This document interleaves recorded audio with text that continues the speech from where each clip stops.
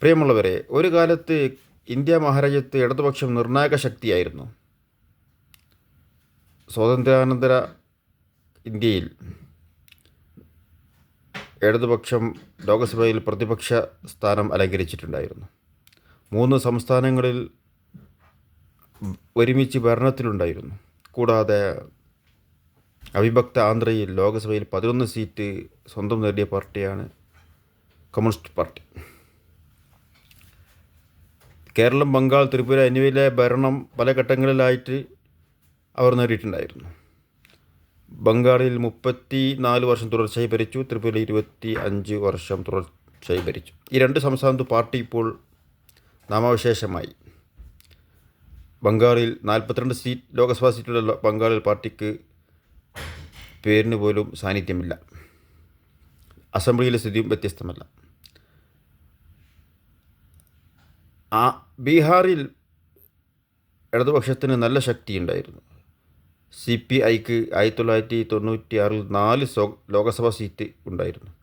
ഇപ്പോൾ അവിടെ പാർട്ടിയുടെ സാന്നിധ്യം 2 അസംബ്ലി സീറ്റിൽ മാത്രമാണ്. CPMനും അത്രമാത്രം.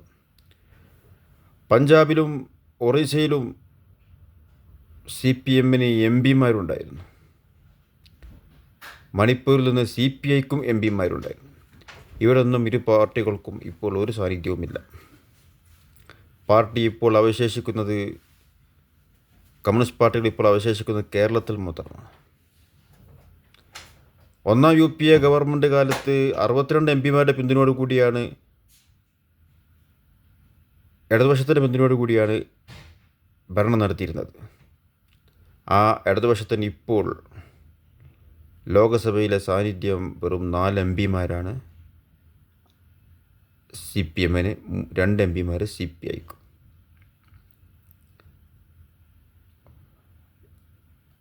ആറ് ശതമാനത്തിലധികം ലോകസഭയിൽ വോട്ടിംഗ് പെർസെൻറ്റേജ് വാങ്ങിയിരുന്ന CPMന് ഇപ്പോൾ 1.71 വോട്ട് മാത്രമാണ് ഉള്ളത്.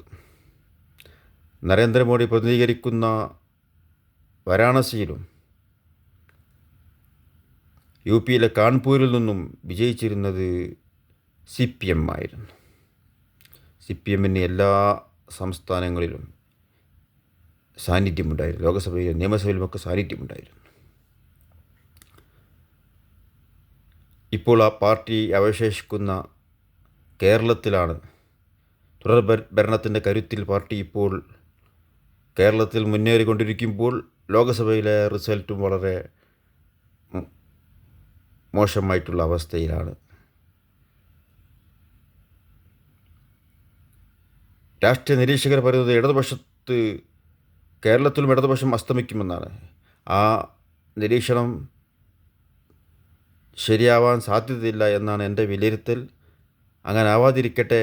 വർഗീയ ഫാസിസ്റ്റ് ശക്തികളോട് പടപൊരുതാനും പാവപ്പെട്ടവരുടെ അവകാശങ്ങൾ സംരക്ഷിക്കാനും കൂടാതെ സാമ്രാജ്യത്വ ശക്തികൾക്കെതിരെ ശക്തമായി പ്രതികരിക്കാനും ഇടതുപക്ഷത്തിൻ്റെ സാന്നിധ്യം ഇന്ത്യയിലും പാർലമെൻറ്റിലും അസംബ്ലികളിലും സർവോപരി കേരളത്തിലും ഉണ്ടാകട്ടെ എന്ന് ഞാൻ ആശംസിക്കുകയാണ്.